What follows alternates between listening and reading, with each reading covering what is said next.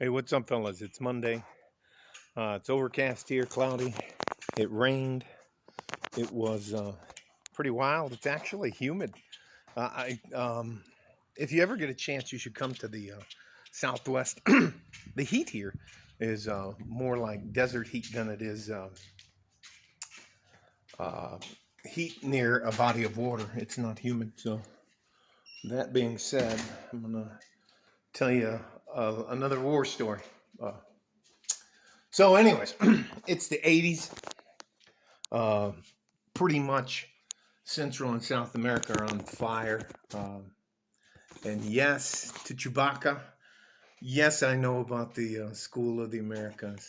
Yes, I used to teach a couple classes there, but we'll let that go because I signed. I don't know if you guys know when. If you're into certain programs in the military, they call what they do is they read you into a program. And then when it's over, they read you out of the program. And when they read you out of the program, you sign these 8.5 by 14-inch legal documents.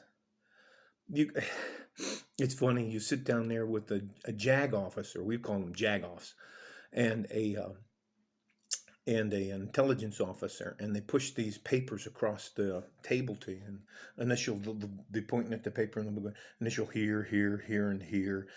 Sign your name, print your name, date it, and then they take, and he asks them, hey, can I get a copy of that? And they're like, no. And they always outrank you. Most of the guys, yeah, I don't remember ever being on a team with um, officers. I remember being on teams with civilians from three-letter agencies bumping around. So, anyways, let me not. I digress. I'll digress. Anyways, one of the places that was just a fucking nightmare was El Salvador. And I don't know if you guys have ever heard of this weapon. It's called a DM-40. Okay, it's what they call a terrorist grenade. I can't remember if it's the Dutch or one of the European countries. There's an automatic grenade launcher called the Mark 19, and inside that is a fragmentation ball that's about, I don't know, 10, 20 millimeters in circumference. It looks like a golf ball, but it has a fuse, which is a blasting cap with a cock striker on top of it. So it looks like it's just, you hear a lot of people calling it a mini grenade. Uh, if we have time, I'll tell you about the anti-pursuit grenade that they. Anyways, let's all right, moving on. So it's Friday evening. I'm having a great time at home. Woo, goofing around, and I get this. My at that time, I know this is going to sound ancient. At that time, my beeper went off, and it said I had to return to the unit. So I get to the unit, and I don't know if you know much about people that small groups that do things. You keep a locker at the unit, and it has different uniforms depending on where you're going to go. And that's enough about that. They're called sanitized fatigues. So, anyways, I'm getting in there. I get into the thing. They take you in the quiet room. It's a room where they have. I don't know if you've ever been in like a room where they practice with instruments or that, but it's. I don't think it's soundproof, but it's very quiet in there. So, anyways, and they brief us, and I'm on my way to El Salvador, San Salvador to be exact. Anyways, somebody from the embassy was showing off. So we get there, and we get to San Salvador, and they pick us up directly from the airport. We go through the diplomatic channels. That means we just get off the plane, get in the car, and we drive away. We don't go through any kind of customs on either end.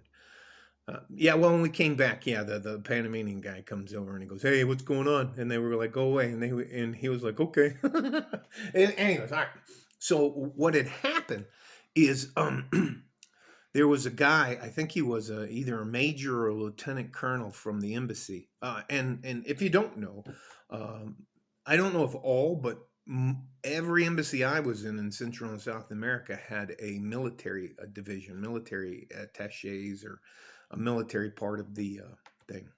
Uh, so this guy had a box of DM-40s, and he was trying to show the police chief in his office how they went, how they worked.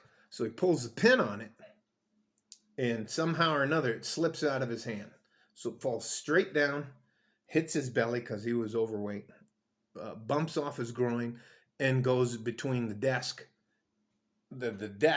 and himself. Anyways, there's a 3 to 5 second fuse on those things, and this one had a 3 second fuse on it, so it blows up and it kills everybody in the room. And no one would go in the room because that box of DM-40s was still in there. So I had to go in there. Oh my God, it was the most horrible smelling thing, crap I've ever had. And man, it was fucking horrible. I just can't tell you. That's one of the things they can't convey to you on like a movie. You get no smells out of it, or you never. They don't. I don't think they have the ability to get it right. What it's like to get shelled. I mean, you get maybe 1.5 seconds, and you're zoom, and then boom, and it shakes to. Anyway, I guarantee you, if you ever get shelled, you'll know why people shit their pants or piss their pants. So, anyways. I go in there and take care of all that stuff. I'm throwing up. I'm dry heaving. I can't. I just couldn't stop throwing up. So, uh, yeah. Anyways, I'll tell you about one other grenade. There's a grenade. It was part of the family of that's called an area denial munition. An atom is what we called it. But the special forces. 37th group used to call it an anti-pursuit grenade. And